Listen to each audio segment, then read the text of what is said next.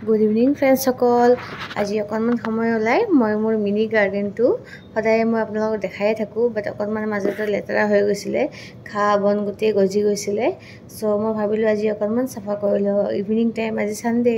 so অকনমান free time পাইছো দুপৰীয়া খুবলৈ গৈছিলো বাট টোপনি নাহিলে সদায়টো অফিসত থকা হয় সো এই কাৰণে মানে অভ্যাসটো তেনেকৈ নোহোৱা হৈ গৈছে টোপনি এইডাল মোৰ গছজলকীয়া গছডাল আৰু এইডাল মোৰ বাগান ভেলিয়া যে গছডাল আছে আজিকালি ধুনীয়া ধুনীয়া গান ওলাইছে ন এইটোৰ ওপৰত সেই গছডাল আৰু এইটো মোৰ ক্ৰিসমাস ট্ৰী সবে ক্ৰিসমাস ট্ৰী বুলি কয় কাৰণে মই কলো দিয়কচোন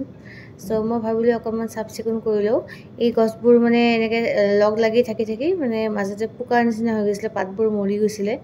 সো হি মৰা পাতবোৰ লাগি থাকিলে মানে গছবোৰ বেয়া হৈ যায় ধুনীয়াকৈ সাফ চিকুণ কৰি দিছো আৰু গুৰিবোৰতো পুৰা ঘাঁ বন গজি গৈছিল সো গোটেইখিনি সাফা চিকুণ কৰি মই ভাবিলো অকমান সো মোৰ লৰাক কৈছো বাবা তুমি মোৰ ভিডিঅ'টো কৰা অকমান ইয়াৰ ইফালে দৌৰি আছে সো মই তাক কৈছো বাবা আহা মোৰ ভিডিঅ'খিনি কৰা সো মই ভাবিলো আপোনালোকক অকমান দেখাও মই কেনেকৈ কি কৰো মোৰ মেইনটেনেন্সটো কেনেকৈ কৰো গছবোৰৰ এইটো এটা ধুনীয়া গছ জানেনে ইমানবোৰ ঘাঁ ওলাইছে সাফ চিকুণ কৰি চাওকচোন বাপৰে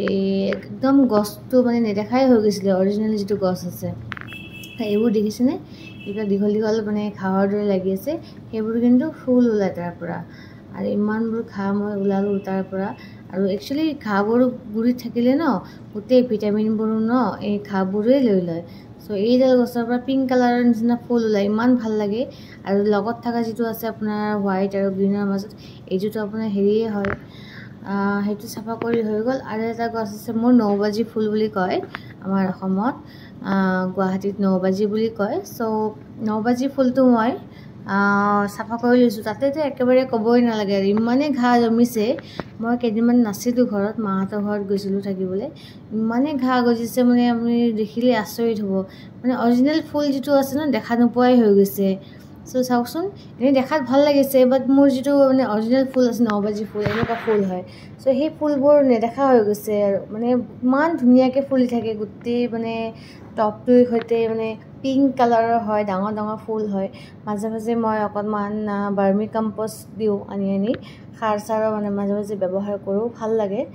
গছবোৰত যেতিয়া ফুলবোৰ লাগি থাকে ন চাই কেনে মনটো বিৰাট ভাল লাগে কেতিয়াবা মনটো বেয়া লাগে নহয় তেতিয়া গছৰ ফলে চাই আমিতো আৰু ডাঙৰ প্ৰকাণ্ড গছ দেখা নাপাও সহজতে